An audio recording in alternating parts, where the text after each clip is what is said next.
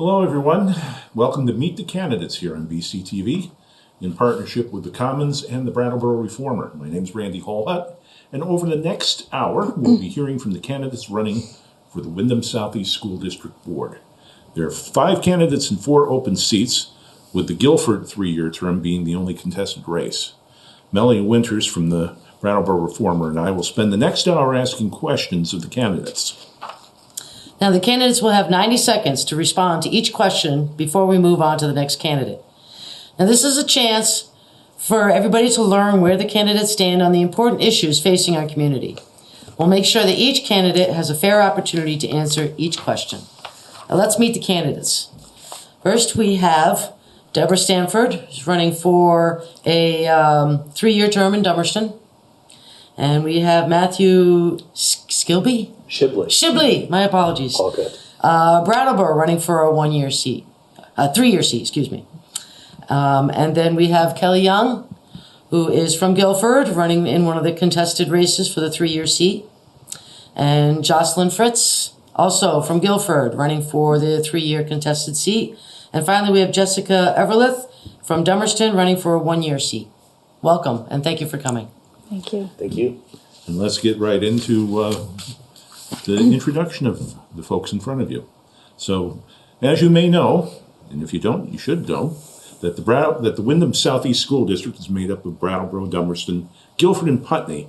And on Election Day, voters will be voting for candidates in all towns, not just the town you live in. Given that some people may not know who you are, will you tell the voters a little bit about yourself and why you're running? We'll begin with you, Deborah. Okay, thank you. I'm grateful for this opportunity to consider my contributions to this district. I'm focused on mirrors and windows, and that mirror enables me to consider what I bring to the process, and the window enables me to consider issues from the perspectives of others. And that means I need to observe and listen intently. I'm particularly proud of my work with students. We now have 2 student reps on the school board, and I have been an advisor since the inception of that program 3 years ago. And at the same time, we have a student advisory committee at the high school, and I'm proud to be an advisor to that group. It's the students who have a keen understanding of the quality of their education, and it is with their help that I'm able to fine-tune my focus. I'm also proud of the relationships that I have built with adults, school members, school board members, administrators, community members. There's an expression, lean into your discomfort. And we do that through acceptance, and we do that through listening more than talking. I bring that same skill set to my work as chair. We are most effective when we accept each other, when we listen to each other, and when we laugh with each other, and when we care about each other as human beings. From that foundation, we are able to set goals in the spirit of collaboration. Together, we are fully invested in our students and our staff at every level. Thank you. Matthew? Hi, my name is Matt Shibley. I am a husband and proud father of 2 boys in our district from Green Street and BAMS. I am a psychotherapist who's worked at both the Brattleboro Retreat and HCRS, and I had my own private practice in Brattleboro for many years. I'm currently the executive director of a small therapeutic school in East Hampton, Massachusetts called NERI, which stands for the Northeastern Adolescent Research Institute. I've been on the board for almost 2 years now, and I am excited to be considered again for a 3-year seat this time around. I am deeply invested in this community. I consider myself to be a staff-centered member of the board, meaning one of my goals and hopes is to really ensure that the district is bringing the highest quality educators in, and that they are supported to be able to do incredible work. I've often spoke at board meetings about how I feel like the Windham Southeast District of the 4 districts in Windham is the best, and I intend to keep it that way. Okay, Kelly. My name is Kelly Young, and I'm running for the open position on the school board representing the town of Guilford. I'm a lifelong Vermonter. I grew up in Brattleboro, and I moved to Guilford in 2003 with my family. I'm familiar with the challenges faced by rural Vermont. Both my husband and I remain committed to the values of the Guilford community and the larger school district community. Our children attended Guilford Central School and Academy School, all four graduating from Brattleboro Union High School. As both a parent and a community member, I have firsthand knowledge of the schools in the district. I have dedicated 6 years of service across various local school boards, serving on the Guilford School Board prior to the school district merger in 2019, and subsequently on the WSESD and WSESU boards. During this time, I held the position of chair for the WSESD for 2 years, vice chair of the WSESU for 1 year, and chair of the Personnel Committee, in addition to contributing to various other committees. I spearheaded the creation of comprehensive resource binder for the school board, which I believe they still use. As part of a 10-member board, I have enjoyed working with other individuals who have made the needs of our students their priority. It is only through our collective efforts that we are able to achieve the goals established by the Continuous Improvement Plan. I firmly believe that communication among all stakeholders is essential to achieving the best outcomes for students, who must remain our primary focus. As a skilled listener, I foster a collaborative approach to decision-making, ensuring that all voices are heard and valued through the process. My time appears to be up. I thank you very much. I welcome any questions that anyone else in the community has for me. Okay, Jessica. Okay. Good evening, everyone. Thank you for tuning in. My name is Jessica Everlith. I'm I'm on the school board now, filling a vacancy, and I'm running to continue to fill that vacancy for the next year from Dummerston.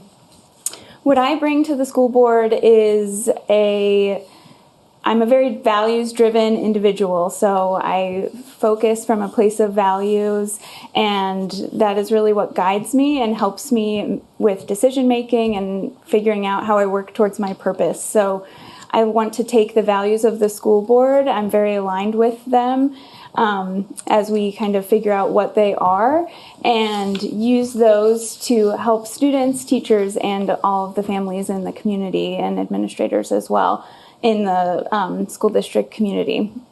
So I'm really excited to bring some energy and creativity to the board. I am a parent of one student and one up-and-coming pre-K student at the Dummerston School, and I'm looking forward to being able to give a voice to the parents and bring my experience with me to help move this mission forward. And Jocelyn. Hi, I'm Jocelyn Fritz, and I'm running for the Guilford seat. I recently moved here a year ago, moved from Florida, where the school system, I was not happy with the education my daughters were getting, so relocated up here, and they've made immense progress. And when I saw that Sean Murphy was retiring and opening a vacancy on the board, I decided I wanted to get involved and be a part of the district that was helping my children do better. So here I am.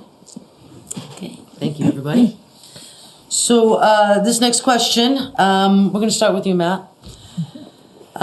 Regarding state and federal issues impacting education, our question here is, Governor Scott has proposed an overhaul of Vermont's education system that will dissolve local school boards, consolidate 119 school districts into 5, and change the education funding formula. Currently, it is the only plan being considered by the legislature. What do you think of the plan? And from what you've heard, how would it impact our schools? It's a great question. I think the plan is a bit rushed and a bit ill-conceived. I think it lacks conversation that needs to be had across the state. When we think about consolidation and our state's previous experience in consolidation with Act 46, I believe that this was done poorly. And yet, I will speak to how I've seen this district respond in a really positive way, coming together, sharing resources, supporting each other. I believe that the administration has done an amazing job given the resources that they had, the cards that they were dealt. However, I think this is something completely different to a completely different scale.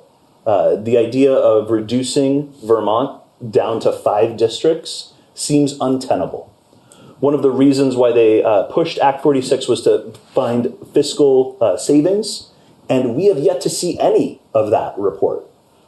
My fear is that they will use the same language to force this through, and it won't produce any fiscal savings for us. So I'm personally against it, although I recognize that right now our education funding system isn't adequate. A conversation needs to be had.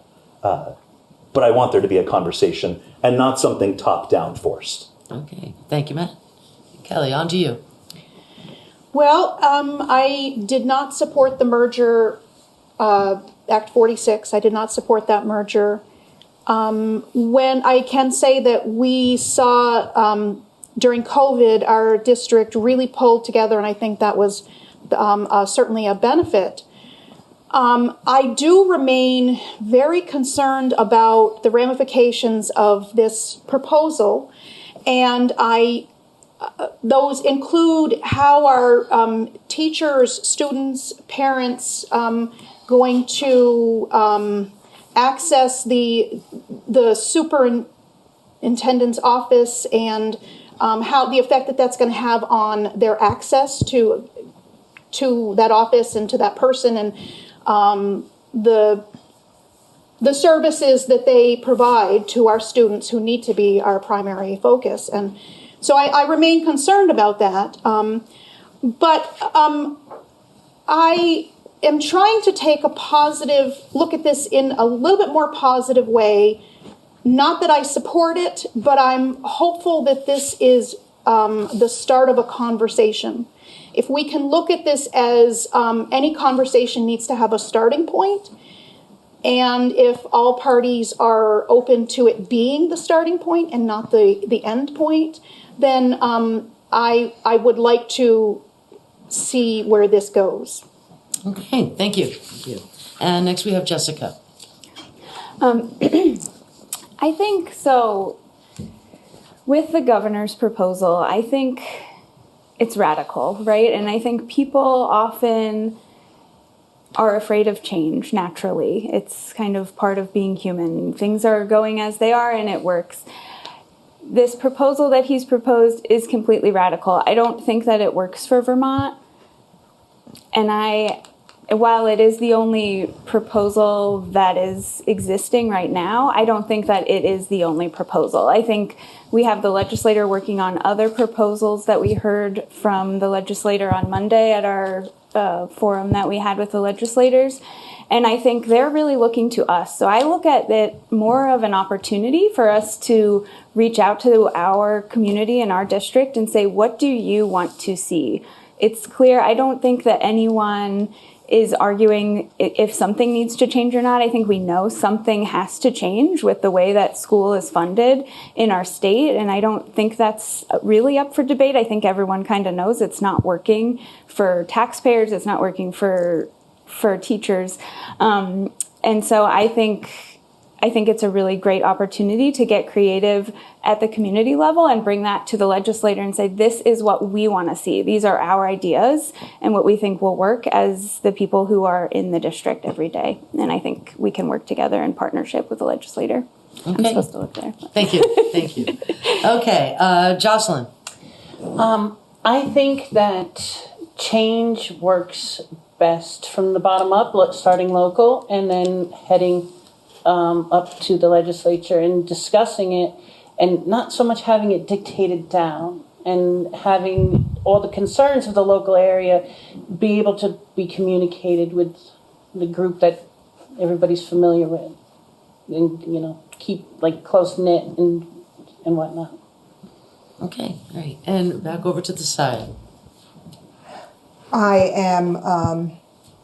spearheaded the special board meeting on Monday and invited all the legislators to come. I invited the AOE to come twice. And To put it bluntly, they refused. They suggested that questions and emails be sent to them and they will respond. There's a big difference between being front and center and hearing what the community has to say versus responding via email. That does not provide accountability. It does not provide transparency. It does not amount to actual communication with the community. I am very concerned with what is called a proposal when it is slated to go into effect 2026-27.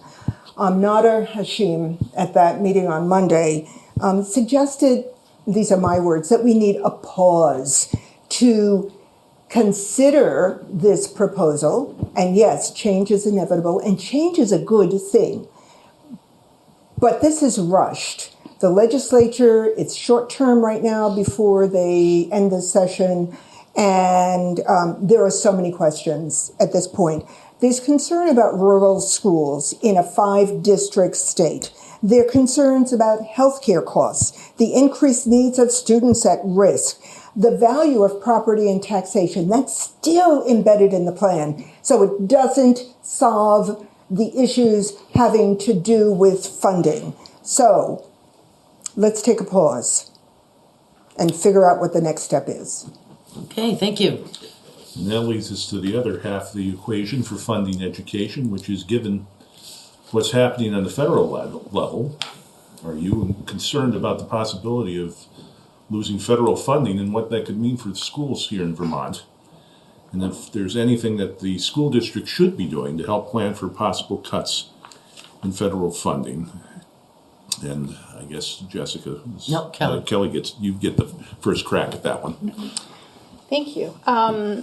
Anytime that you're talking about possibly funding going away that you might have relied on, of course, there's definitely a concern.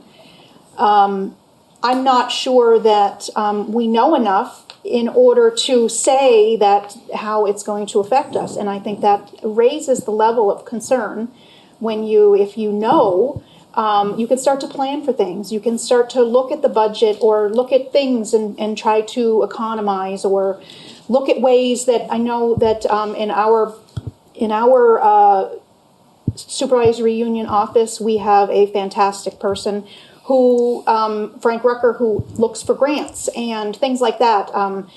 So looking at other possibilities to help that funding is going to be crucial.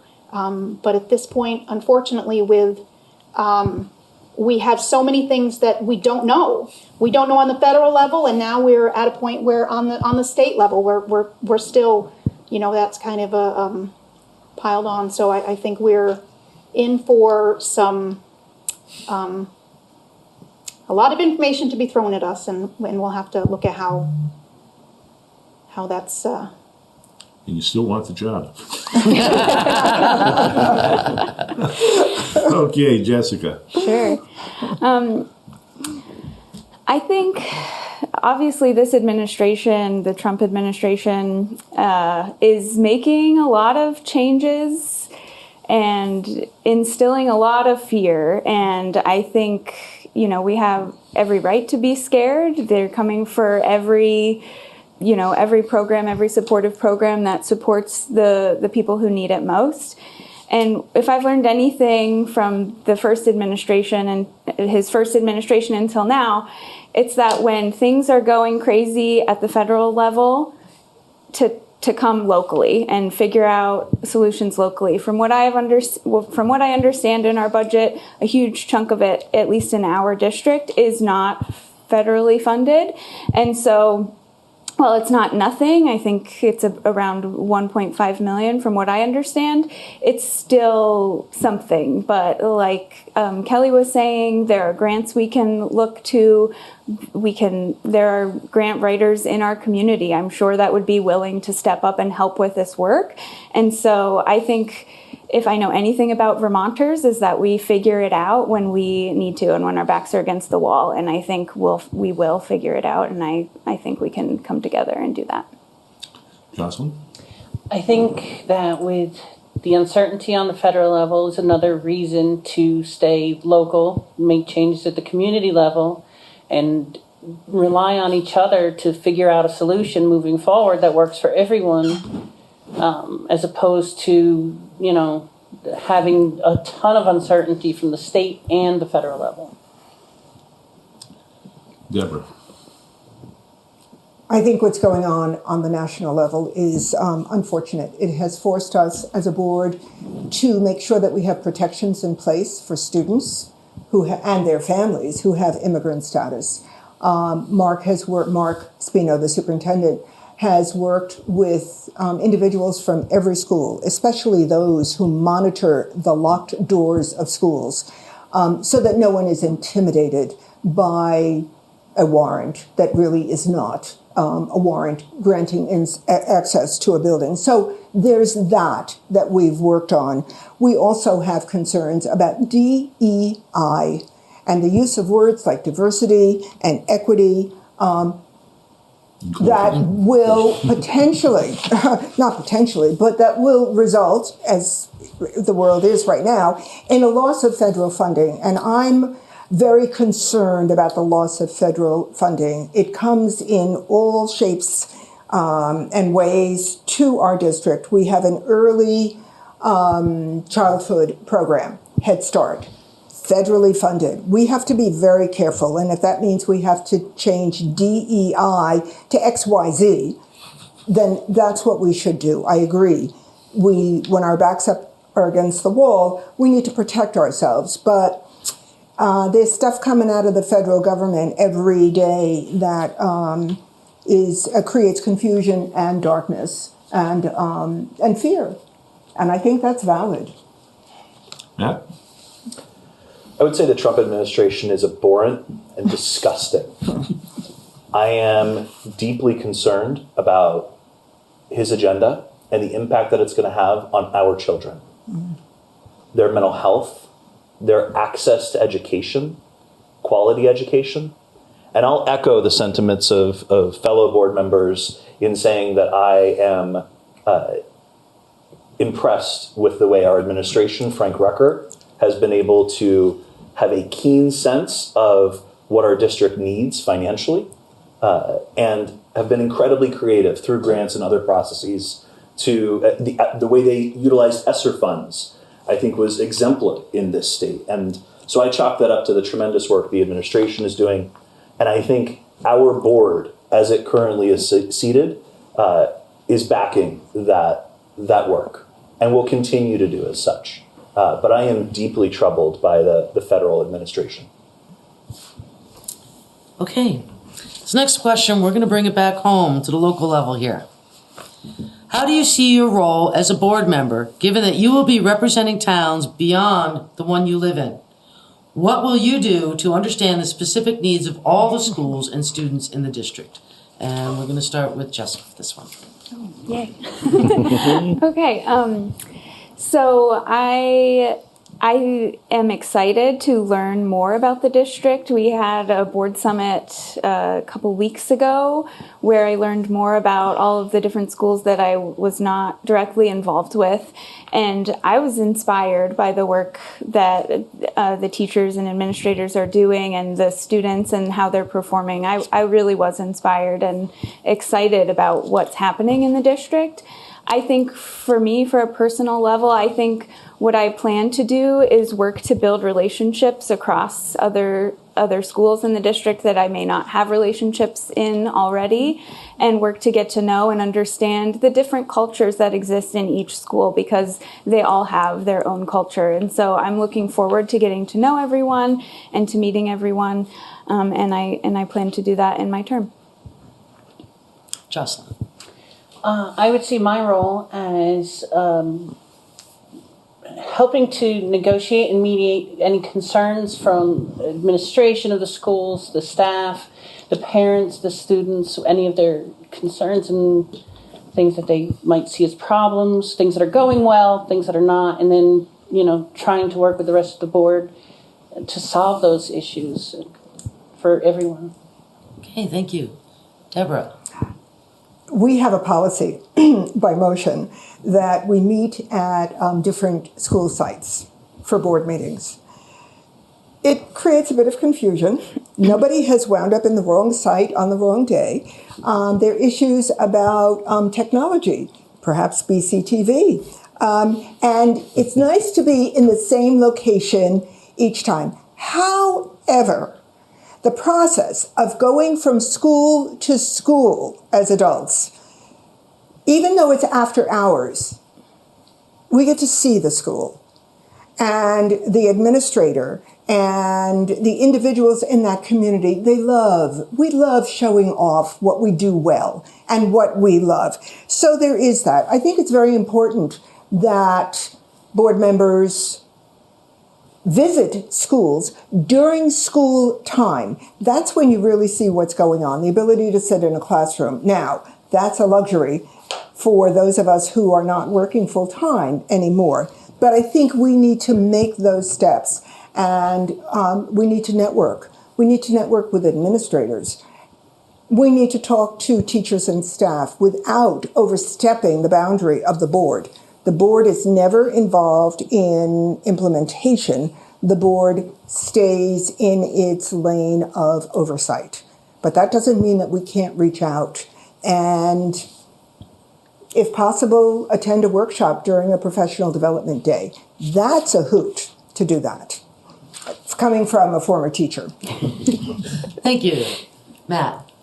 Yeah, you stole my thunder a little bit with the going around to different schools. I was going to point to that, but I was also going to point to and make a plug for each school's leadership councils. And I think that is a tremendous way that the board members get firsthand accounts with the culture and climate of each school and its uniqueness. So for those that don't know in the community, each school has a leadership council. It's kind of like the PTO, but a little bit different. Advising, giving consultation to the principal of that school. And this year, when we've had some changes in the board, I took the opportunity to be able to stand up and go to the Oak Grove and the Putney School leadership councils. And I also made it a point, even though I'm not appointed, Green Street is my leadership council. I made it a point to also join the BAM's leadership council this year. So even though I'm from Brattleboro, I think reaching out to and experiencing the other communities is crucial as a board member.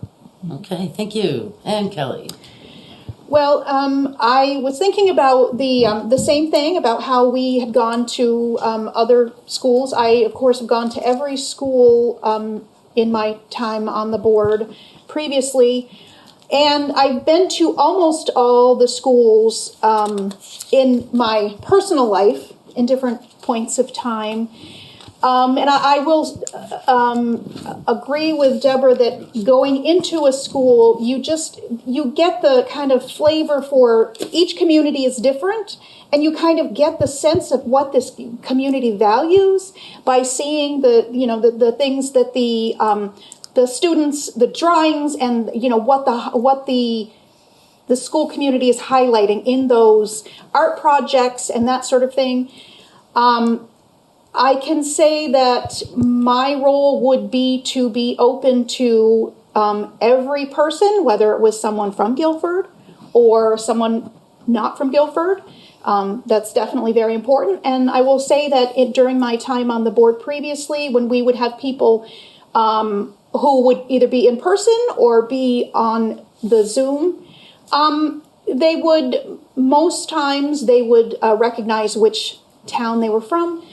But the concern that they were expressing or the joy they wanted to share was never based, and how the board responded was never based on the town they were from. Mm-hmm. It was, were they a parent, were they a student, were they a teacher sharing something? It was all based on, you're part of this community, and that's how the response was. Well, we've been asking a lot of questions about process. Let's throw an education question in here. As you probably know, if you've had a busted pipe or something that needs work done, this area is in desperate need of more plumbers, mechanics, electricians, and other tradespeople, as is the entire state and the country.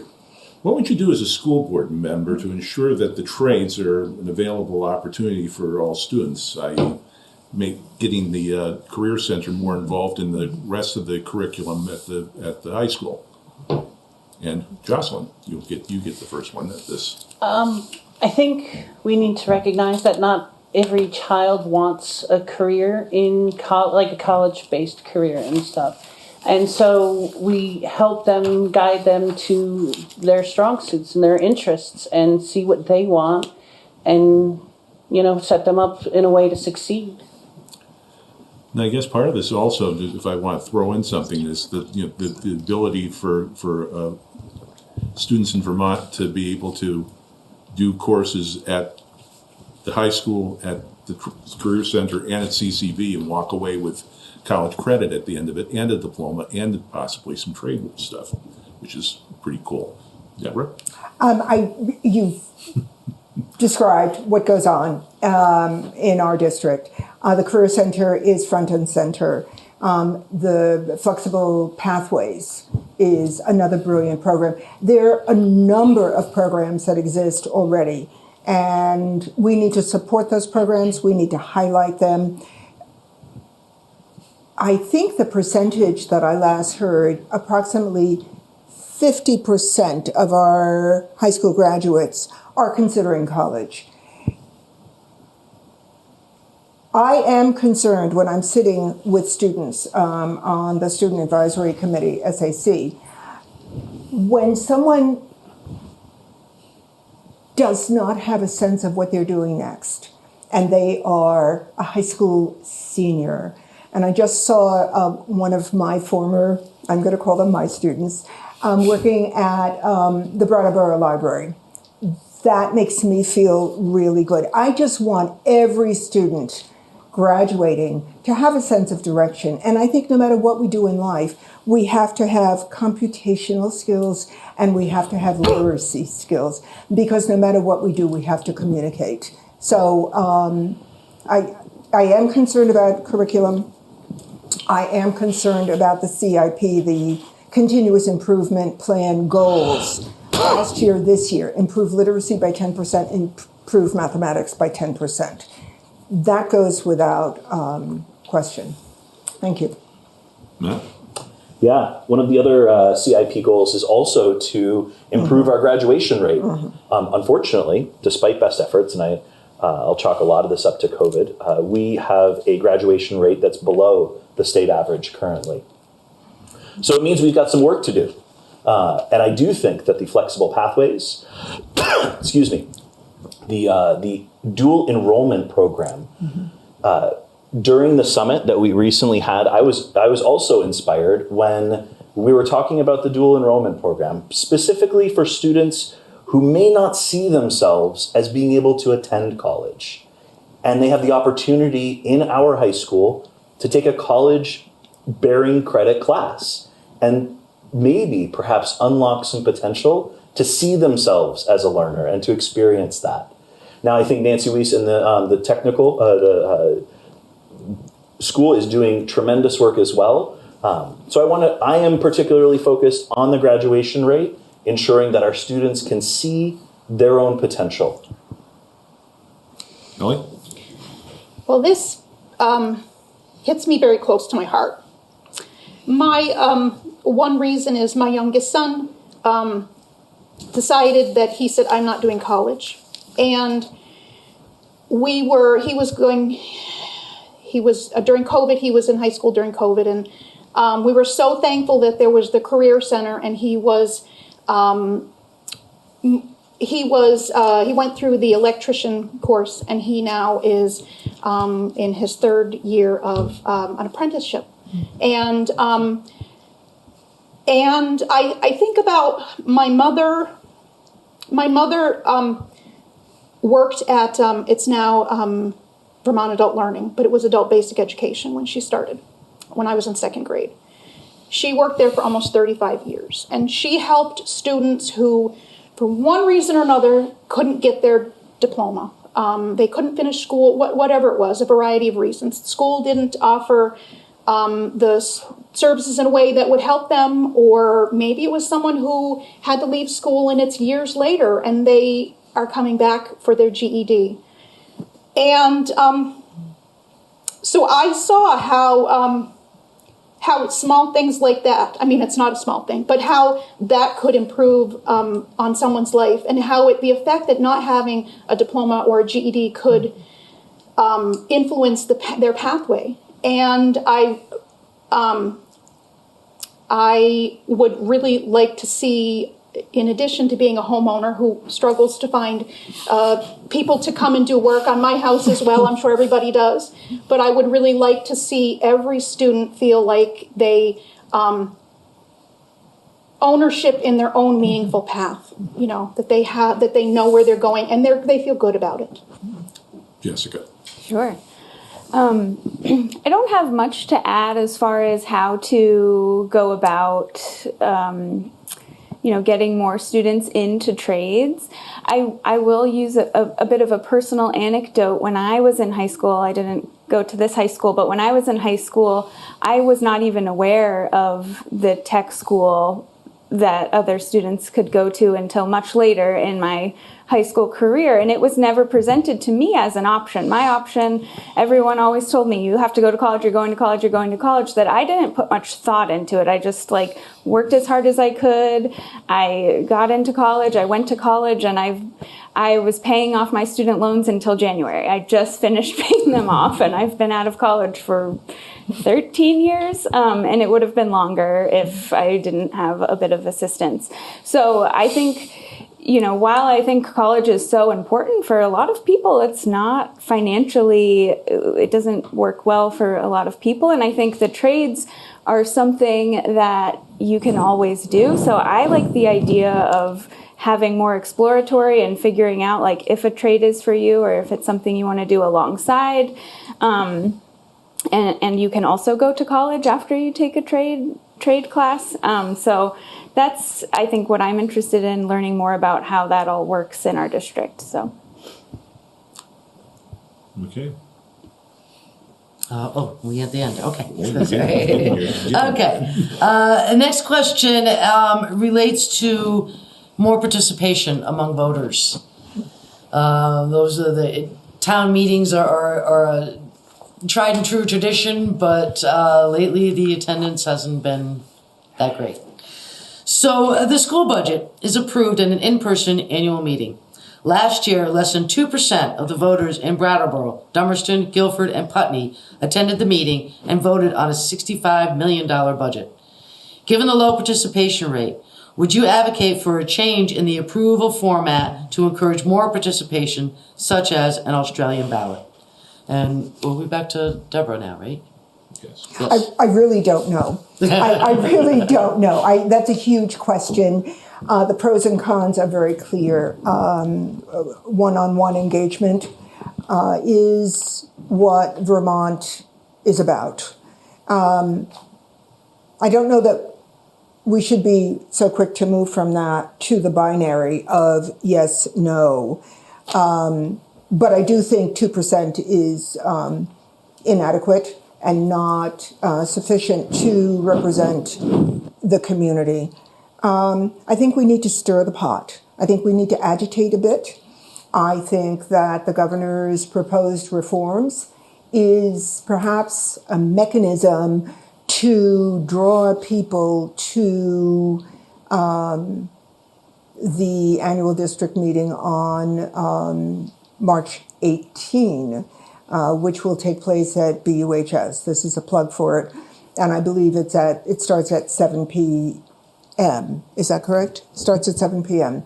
So I did reach out to a board member earlier today to say that even as we plan for March 11, which is an informational meeting, budget informational meeting, we've got to advertise heavily using social media, using the local publications of the Commons and the Reformer, but more than just a plug in the meetings column that can get buried.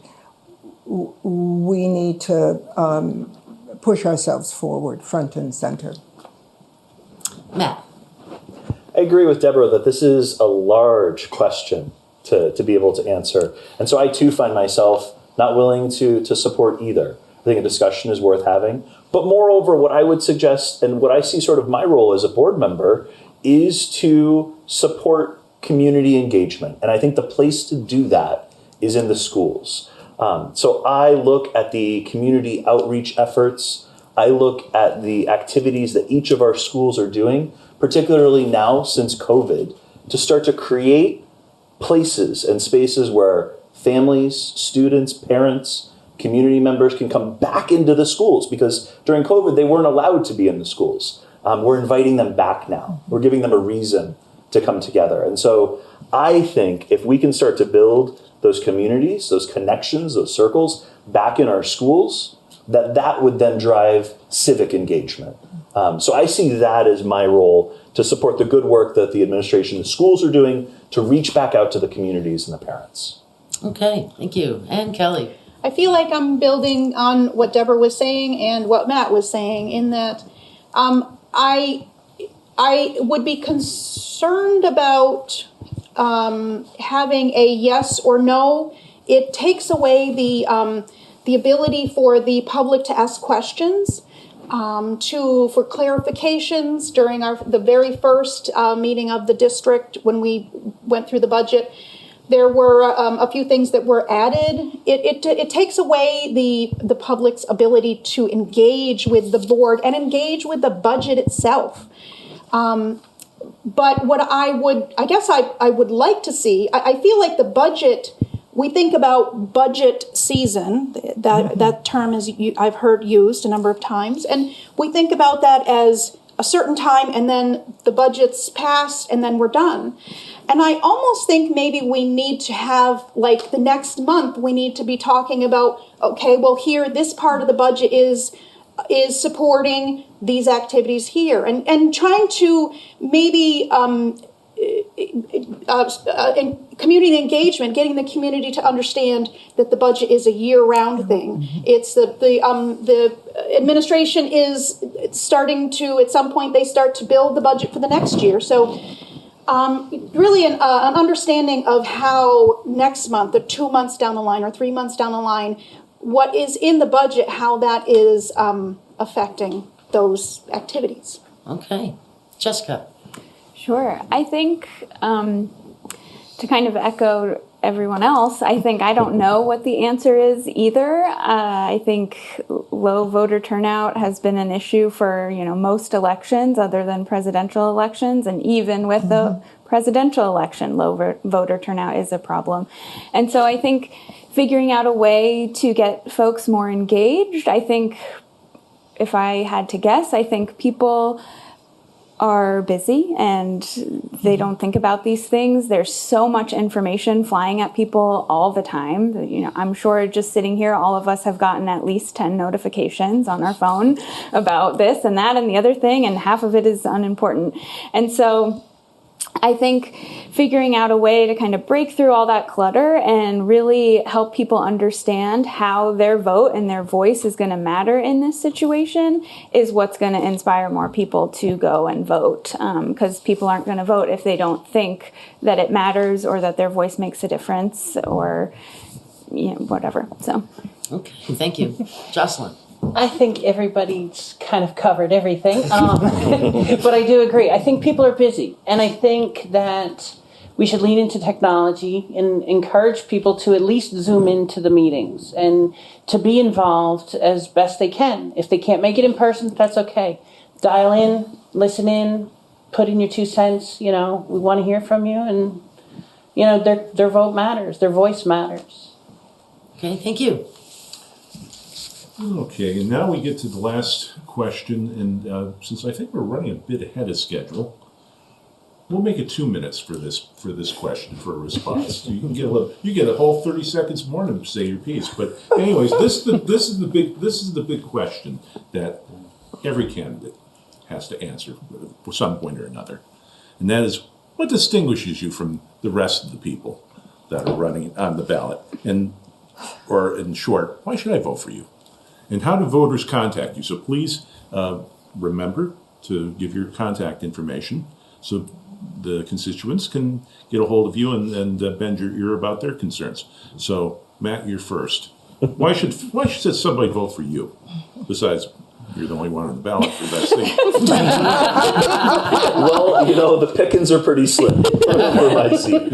So, but in lieu of that, I would ask for your vote because I hope you see and understand that I care deeply for the students in our district.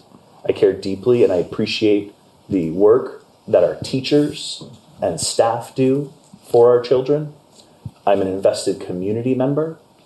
And I hope that folks see that uniquely what I bring to the table is an understanding of mental health and a commitment to high quality education for all of our students, along with a focus and commitment to maintaining fiscal responsibility.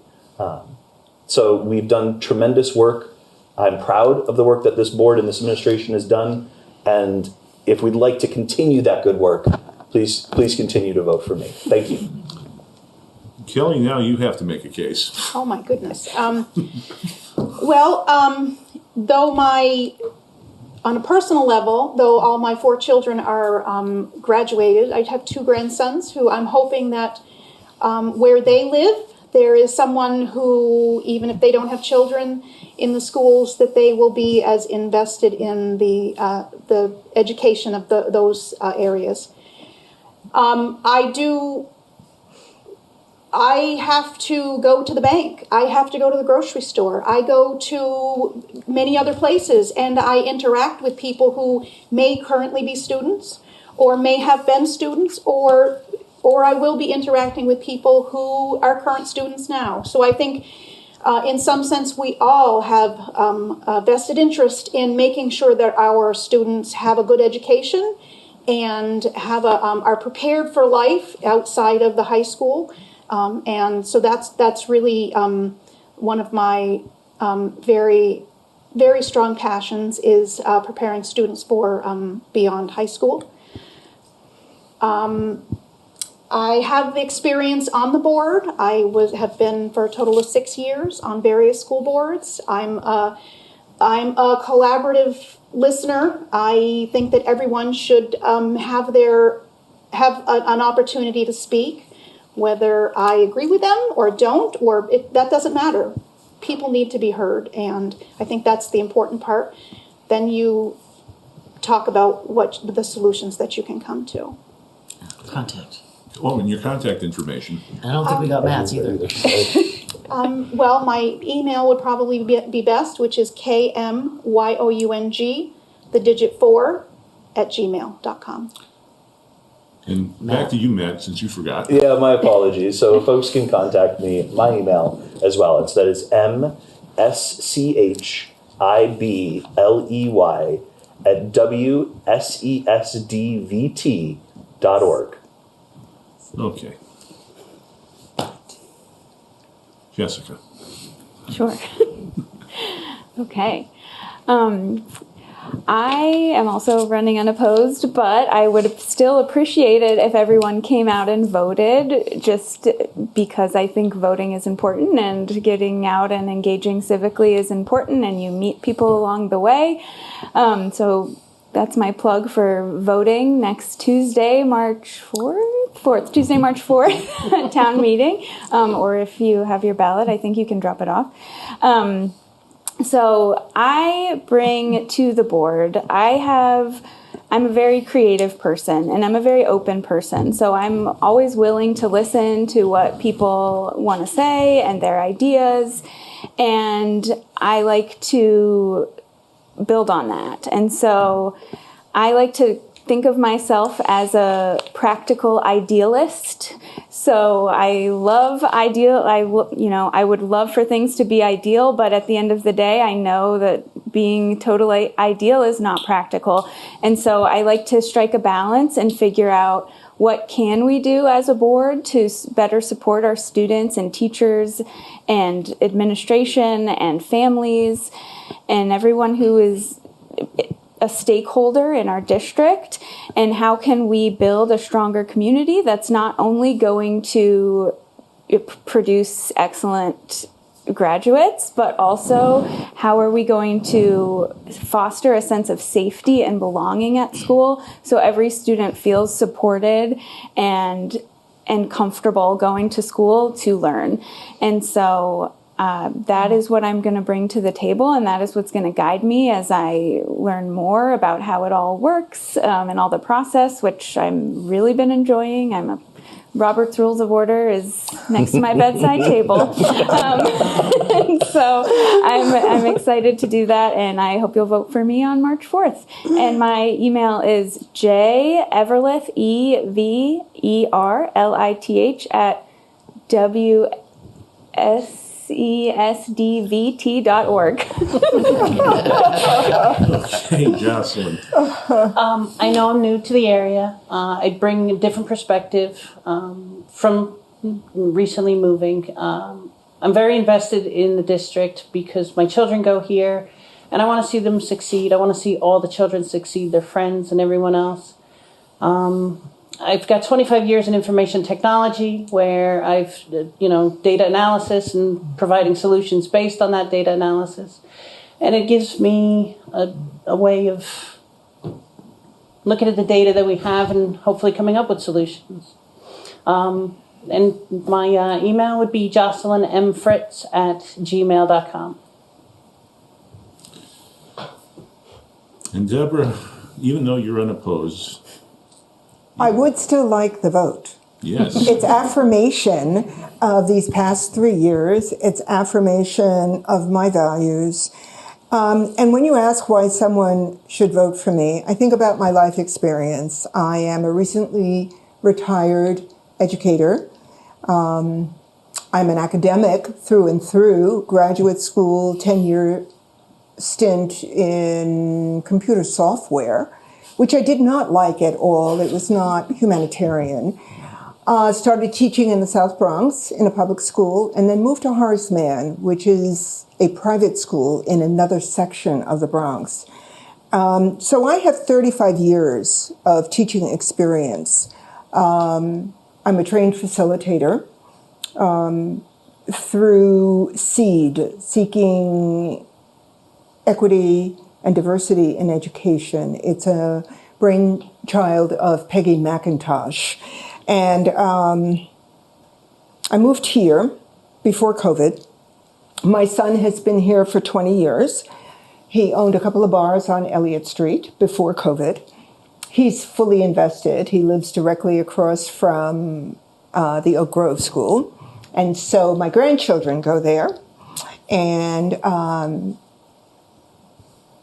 golly, if we are not invested in our children, if we are not invested in the next generation of citizens who vote, who think critically, who don't just accept what's handed to them, who ask more questions than just saying, well, it's on my, how do they get news? 150 words? Really?